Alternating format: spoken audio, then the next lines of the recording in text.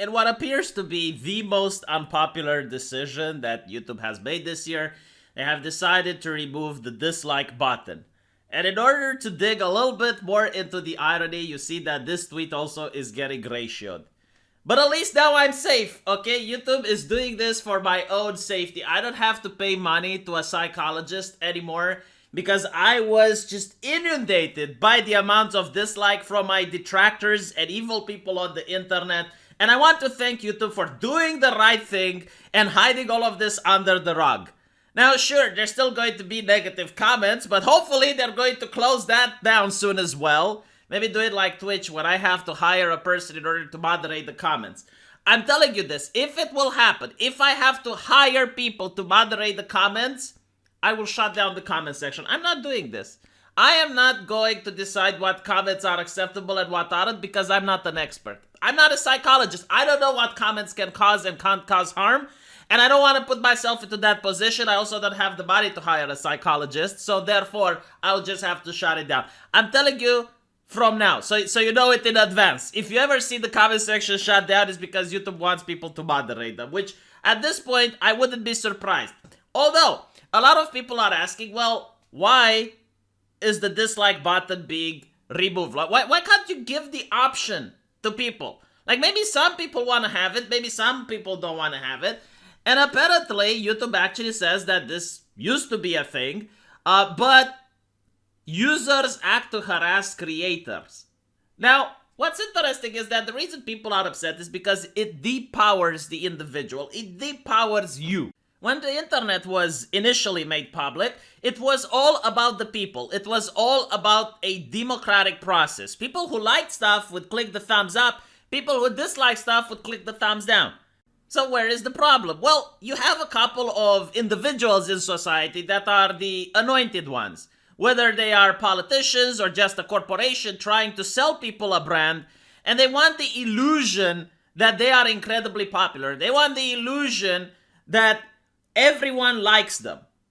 And when you have people who can downvote and show that this is not the case, the illusion breaks. And these are the actual individuals that YouTube is catering to. Because for years, there wasn't a problem. When Average Joe used the internet, it wasn't a problem that he might dislike a video. It's only when politicians and when corporations have started using YouTube, then it's a problem that people are downvoting. And we can't have the peasantry access to such powerful systems. And because of that, they have to be restricted. Now, from what I gathered, and this is something that I noticed regarding the YouTube algorithm, when you downvote a video, it kind of ruins your entire channel. What I mean by this is that the algorithm is less likely to promote the entire channel if a particular video gets downvoted hard. And I think this is one of the reasons why people accused YouTube in the past of removing dislikes from commercials such as Blizzard or other brand channels, is because it actually affects the algorithm and it actually affects how many times you're going to see that channel. This is just my speculation, like I don't know if this is true or not, but it is just how I feel after using YouTube for years. So what I want to tell people is that if you like my videos, please continue keeping a thumbs up. And if you dislike the video, then continue giving it a thumbs down. Just because you can't see it doesn't mean it's not there. Like it's still within the system. It still registers. So now more than ever, you should vote based on whether you like a video or you dislike a video. But as you can see here, you know, these are the actual people that YouTube likes. These are the people that YouTube is concerned about their health and safety. The White House, for example. Look how many downvotes they're having. Yes, I'm pretty sure that the mental fragility of the people at the White House is in jeopardy because some twats on the internet are giving them dislikes. So from now on, I have to assume that every video that has disabilities in the comment section is incredibly disliked. Because the only people that benefit from this are the people that give their comment section disabilities. Let's be honest, because otherwise, you can just go into the comment section and you can see the negative comments from people, which often, despite what the authoritative sources say, they articulate exactly why they dislike a video. It's not botting campaigns. I don't even think that you have like campaign brigading with people disliking. What you usually have on YouTube is campaigns with people falsely flagging videos. Like, that exists. And what's interesting is that it doesn't really affect the anointed ones. Like, it doesn't affect brands, and it doesn't affect people like the ones who operate the White House YouTube channel. Because firstly, I bet there is an algorithm protecting them from these type of raids. But even if it weren't, I mean, you're the White House. If your channel gets taken down, I'm pretty sure that within a couple of seconds, the situation gets resolved. So it's only like the average mortal that suffers from flagging attacks, which is why YouTube probably doesn't bother with them, and instead they bother with the things that do affect the channels like the White House, which are the dislikes. And those are the only ones. So they don't want to show, okay, this mandate is incredibly unpopular. Look how many people disliked it. They don't want people to see that. And the same people, they give disabilities to their comment section. So you're just allowed to be made aware. Like, you're just being informed. You're not part of the conversation anymore. You're not part of the democratic market, and you can have your own opinion where you can articulate why something is the way it is. No, they just inform you now. And they will tell you, this is very popular, people really love this, and this is what has been decided. That's how things are going to move forward from now on. So the U in YouTube is completely gone.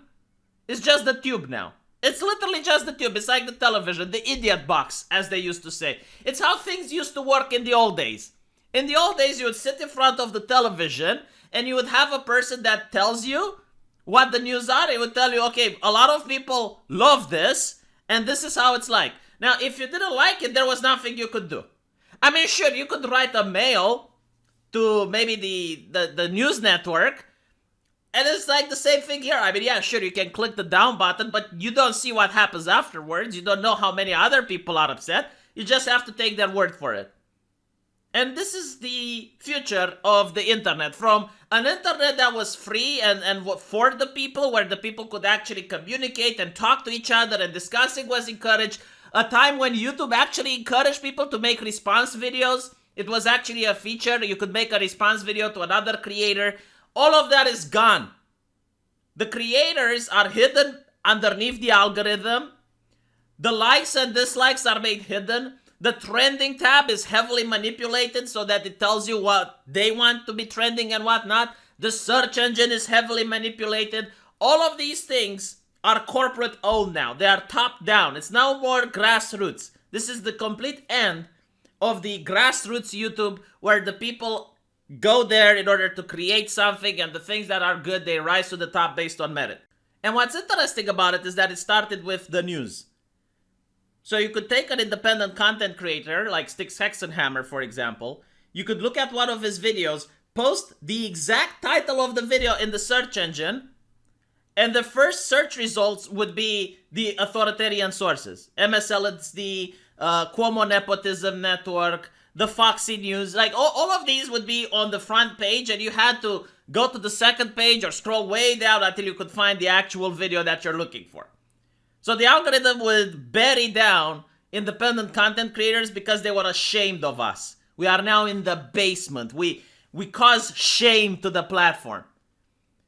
But now it's not just the news. You look at gaming content. The major brands that you get to see are the quote-unquote priority creators. So you get to see IGN, you get to see GameStop, you get to see all of these other corporations that are on the top. And when you look at almost everything, fashion, just pick whatever. It's why people go on TikTok now, because at least TikTok has more creativity than YouTube. Like, on TikTok, I see people doing funny stuff, which seems to be what people from around me would do. It looks like normal people. On YouTube, I see corporations. I see people that have a PR team behind them. I see plastic people. I see fakeness. I get the news. I get television. There is a reason why I decided not to have a television in my home. It's because I don't watch it. And now, if you want to see anything worthwhile on YouTube, I don't know, like maybe you remember some independent content creators. Maybe you can find something that you like. I mean, I used to like It's a Gundam before YouTube made him censor himself and be unable to have the same edginess he used to have at the start. He's not funny anymore. And it's not his fault, by the way. I completely understand why it is. It's the terms of service that castrated him. No offense, Papa Gundam. You're a fine dude. But with that said, yeah, I mean, I expect the platform to become even more sanitized in the future until it will literally become like television. It's just people that are telling you stuff and you have absolutely no feedback. Let me know what you guys think, and I'll see you in the comment section. Oh, and by the way, great news, you should watch the new YouTube Rewind. I hear that it's not going to have dislikes this time around.